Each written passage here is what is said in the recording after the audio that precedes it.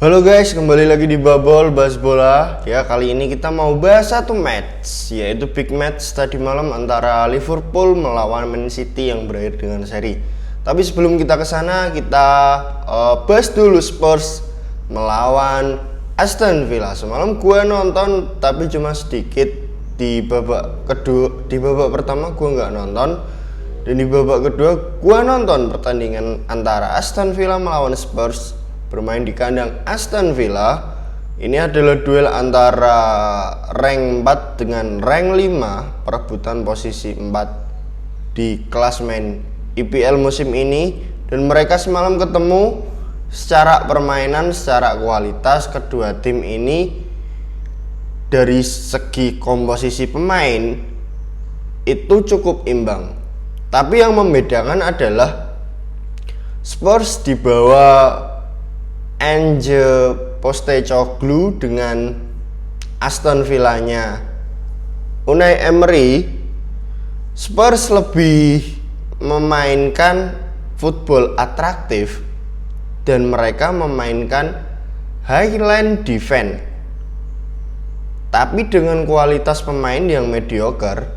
Ya, praktis pemain yang bagus levelnya masih selevel Son, masih selevel Maddison, Kulusevski, dan itu adalah bukan pemain-pemain yang mempunyai nilai tambah lebih. Ya mungkin Son dan Maddison mungkin bagus untuk levelnya Spurs ya. Nah, ketemunya adalah Aston Villa. Pemain mereka cukup merata komposisinya. Dari segi permainan, Aston Villa semalam secara possession football dan juga peluang lebih banyak Spurs memang, tapi skornya adalah 4-0 dimenangkan oleh Spurs. Kalau dari sisi skor, mungkin kalian yang tidak menonton pertandingan itu adalah kelihatannya Aston Villa dibantai, tapi sebenarnya enggak. Semalam itu gol pertama itu terjadi lewat Maddison, umpan dari Malang PP Sar. Habis itu gol kedua itu adalah blundernya Tielemans. Pemain belakang Aston Villa mencoba build up dari belakang, dipassing ke Tielemans, dan itu masih di area dekat kotak penalti pertahanan Aston Villa sendiri. Posisi ketika Tielemans mendapatkan bola itu salah, sehingga direbut oleh Kulusevski, lalu dipassing ke Son dipassing kepada Maddison, dan akhirnya bukan Maddison sih, Son dipassing kepada Brennan Johnson, dan akhirnya 2-0 terjadi. Nah, habis itu ada insiden yang menyebabkan McGinn di kartu merah. Setelah di kartu merah ya udah praktis selesai, karena babak kedua itu Aston Villa sudah ketinggalan 2-0, ditambah McGinn di kartu merah. Lalu sebelum terjadi gol ketiga, gol keempat, which is di menit 90++, Spurs mendapat momentum beberapa kali, tapi sayang Kulusevski nggak jelas lari-larinya, sehingga mereka buang-buang peluang yang sebenarnya nggak perlu, dan akhirnya dapat gol lewat Son dan juga Timo Werner. Mereka menang 4-0, mereka masih berada di rank 5 dengan selisih 3 poin, namun mereka masih punya game yang belum dimainkan, yaitu 1 pertandingan. Nah, ini akan menjadi persaingan yang belum fix di rank 4, yaitu antara MU definitely masih bisa mengejar MU, Spurs, dan juga Aston Villa. Kita tunggu sampai akhir musim siapakah nanti yang akan finish di 4 besar menemani Arsenal, Liverpool, dan juga Man City. Tapi yang gue lihat, Spurs terlalu berani dengan pemain mediocre, Ange dengan filosofinya memainkan sistem mereka. Sistemnya sebenarnya bagus, tapi kualitas pemainnya belum cukup mengikuti. Tidak semua pemain Spurs bisa mengikuti sistemnya Ange Postecoglou ini, apalagi ketika beberapa pemain penting mereka cedera. Sementara Aston Villa, Unai Emery kita tahu dia bukan pelatih jelek tapi juga bukan pelatih top. Bagus mungkin iya kalau dia pegang tim-tim kayak Aston Villa seperti ini. Tapi ketika dia di Arsenal pun diberi kesempatan gak berhasil juga. Dengan pemain Aston Villa yang jauh lebih bagus dari musim-musim sebelumnya, ya mereka bisa bersaing untuk merebutkan posisi rank 4. Tapi dari segi permainan gua gak cukup yakin Aston Villa bisa bertahan di posisi ini. Gue masih melihat dia akan menemui pertandingan-pertandingan yang hasilnya seri ataupun kalah. Karena gue gak impress dengan permainan Aston Villa. Gue lebih impress permainan Spurs malah.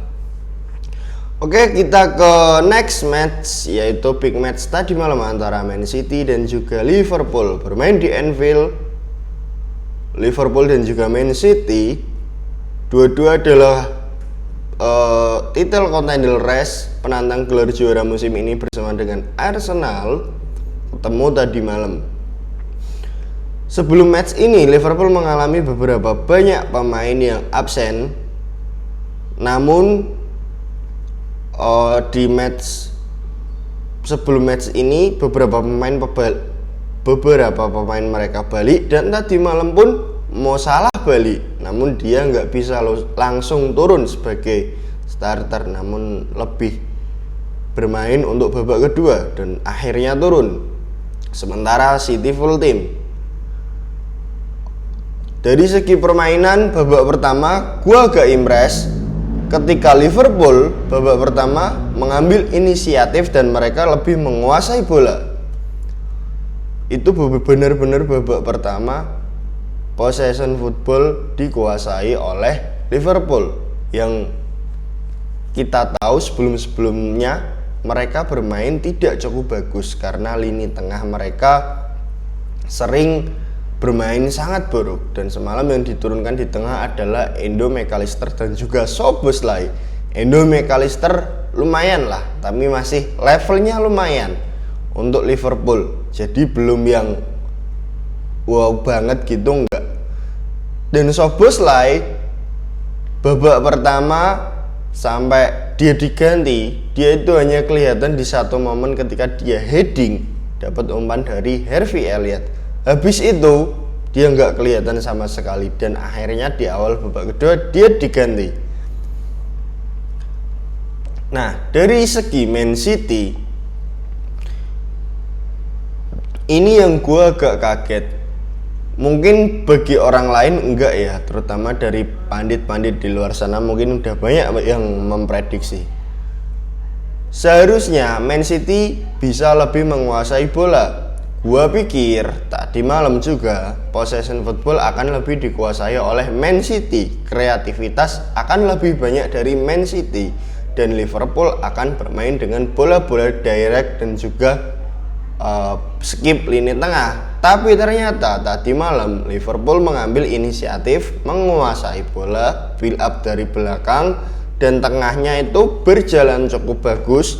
Tapi sayang, sisi kreativitas mereka itu tidak lahir dari tengah.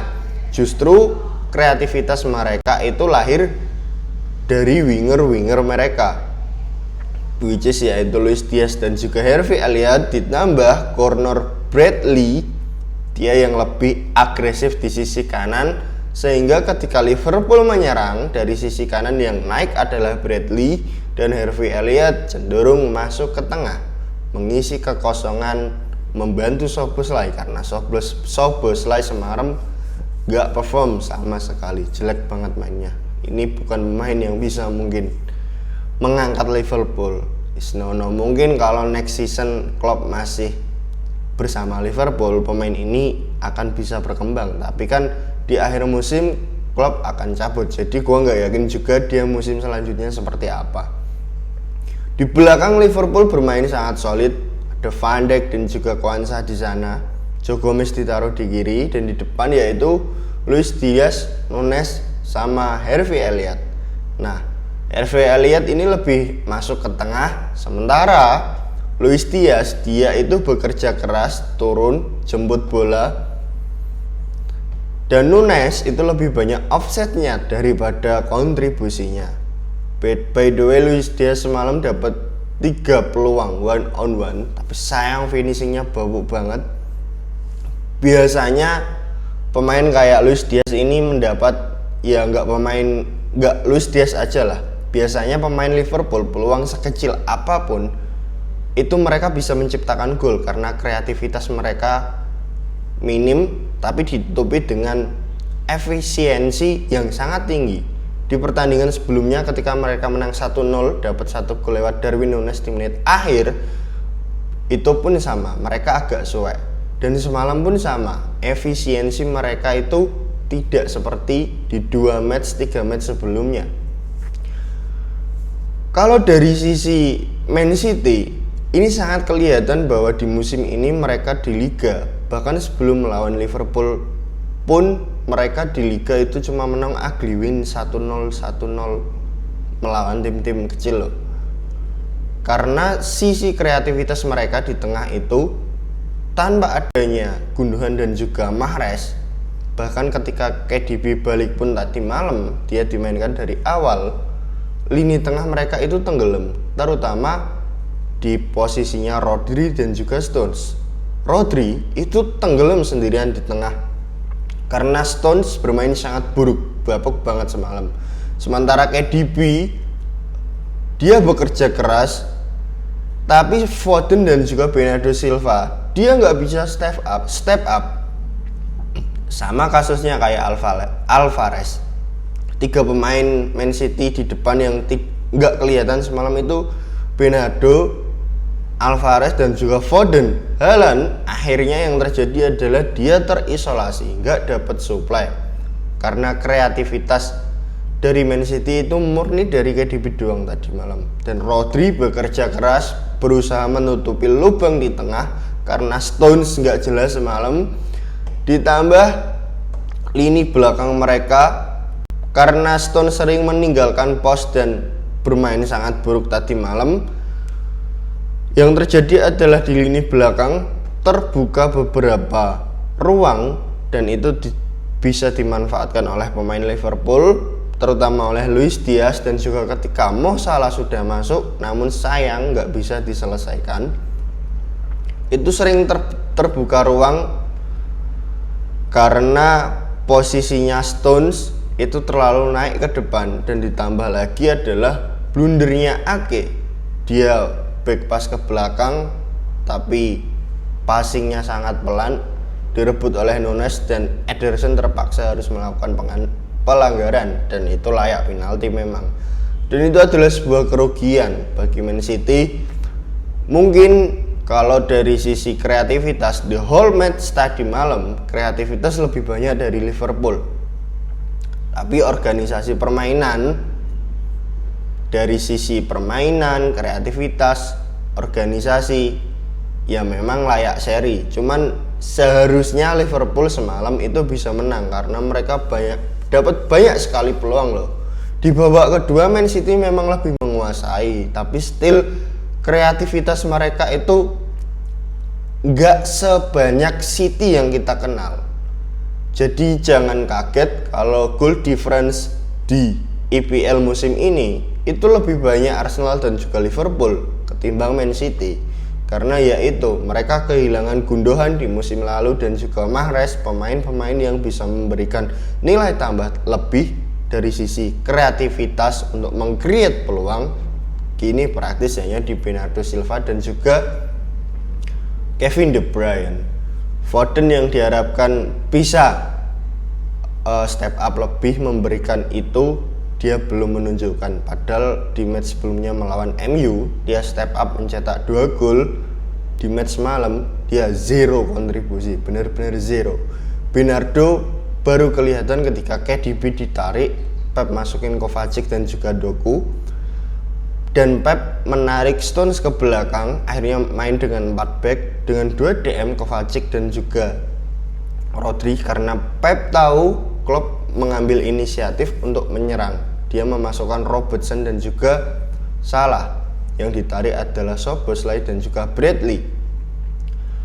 Pep memilih memasukkan Kovacic menarik KDB adalah untuk lebih meng-save lini belakang dan juga lini tengah. Hasilnya adalah mereka lebih menguasai, iya, tapi still nggak ada nilai kreativitas yang gue bilang tadi. Doku is no, Kovacic juga is no, meskipun dia bisa menutupi lubang di tengah, tapi distribusi bolanya ke depan itu ya amburadul.